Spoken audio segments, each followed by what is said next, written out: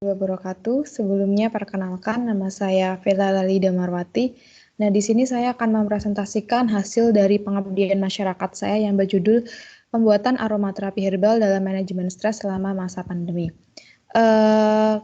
Pengabdian ini terdiri dari tim kami, yaitu saya sendiri, kemudian ada Ibu Anissa Krisridwani, kemudian ada Ratwa Faustina, dan juga Ibu Diani Primasari Sukamdi. Berikut adalah latar belakang melakukan kegiatan ini. Seperti yang kita tahu bahwa kondisi pandemi akibat COVID-19 ini telah memberikan perubahan dalam segala aspek, baik itu ekonomi, sosial, politik, hingga psikologis. Nah, dalam hal psikologis, aspek emosional manusia adalah yang paling pertama diserang. Kondisi ini nantinya akan memberikan efek stres pada setiap individu. Nah, kondisi stres yang tidak terkontrol dapat berdampak pada kesehatan fisik dan juga mental pada individu. Oleh karena itu, dibutuhkan suatu alternatif untuk mengurangi tingkat stres seseorang dengan memberikan efek relaksasi pada tubuh. Dan sementara itu, aromaterapi sendiri telah lama dikenal dan juga digunakan dalam kehidupan sehari-hari oleh masyarakat. Kandungan minyak esensial dalam aromaterapi dapat memberikan efek yang baik pada kondisi kesehatan, seperti mengurangi stres, kemudian memberikan efek relaksasi pada tubuh, membantu dalam pengaturan emosional, insomnia, dan juga mengurangi kecemasan pada seseorang dan juga dapat memperlancar peredaran darah. Nah, produk aromaterapi sendiri ada berbagai macam bentuknya. Di antaranya ada bentuk sabun, kemudian lilin, minyak pijat, minyak air, dupa, dan juga lain-lain. Dan berdasarkan latar belakang tersebut, maka perlu dilakukan rencana tindak lanjut melalui alternatif solusi yang bisa menyelesaikan permasalahan, yaitu dengan memberikan penyuluhan kepada masyarakat terkait pemanfaatan aromaterapi dan pembuatan produk aromaterapi sebagai alternatif dalam manajemen stres yang disebabkan oleh kondisi pandemi COVID-19. Nah, ini adalah tujuan melakukan pengabdian ini, yaitu yang pertama adalah meningkatkan pengetahuan dan juga pemahaman peserta mengenai aromaterapi serta manfaatnya dalam memberikan efek relaksasi dan mengurangi stres. Kemudian yang kedua adalah meningkatkan pengetahuan dan pemahaman peserta mengenai contoh tanaman yang berkhasiat sebagai aromaterapi. Kemudian juga meningkatkan pengetahuan dan pemahaman peserta mengenai jenis-jenis sediaan herbal aromaterapi. Dan yang terakhir adalah meningkatkan pengetahuan dan pemahaman peserta mengenai bagaimana pembuatan sediaan sabun dan juga lilin aromaterapi.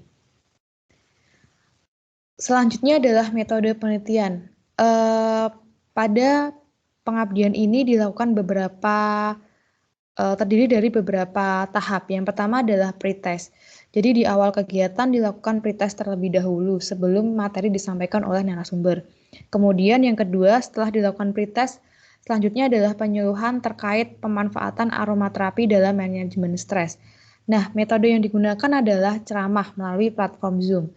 Ceramah digunakan untuk memberikan pengetahuan terkait manfaat aromaterapi dalam mengurangi tingkat stres. Kemudian selanjutnya adalah pelatihan pembuatan sediaan aromaterapi.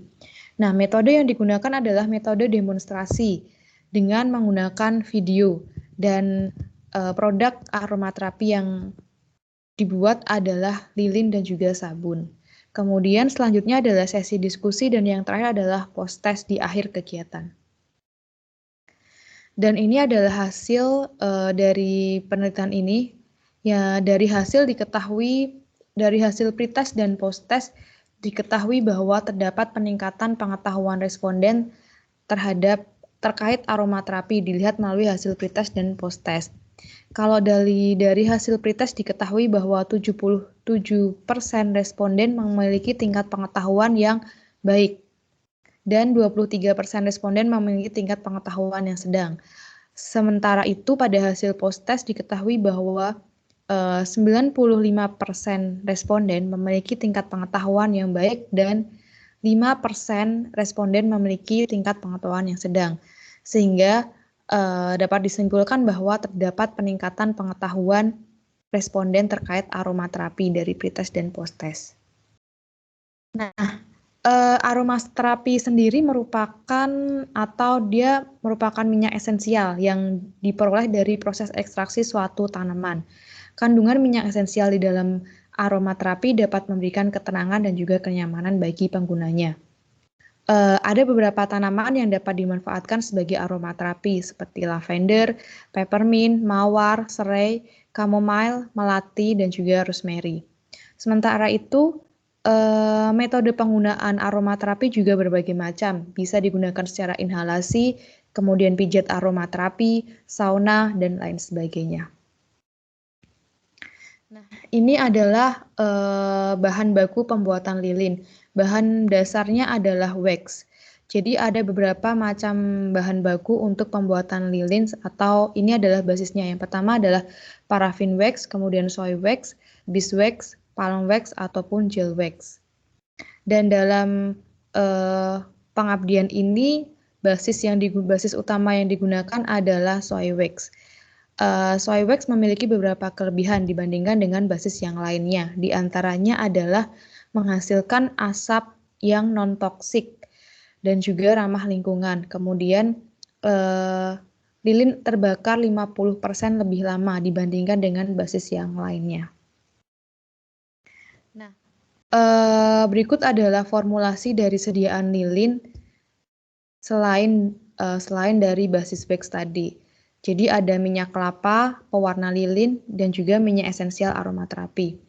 Dan untuk mendapatkan aroma yang optimal, konsentrasi minyak esensial yang digunakan adalah 6-10% dari total wax. Kemudian selanjutnya adalah sabun aromaterapi. Sabun aromaterapi ini dapat dibuat dengan beberapa bahan seperti lemak atau minyak, kemudian alkali atau basa, dan juga air. Dan ada beberapa jenis minyak yang dapat digunakan seperti lemak sapi, olive oil, coconut oil, avocado oil, almond oil, jojoba oil, palm oil, dan sea butter.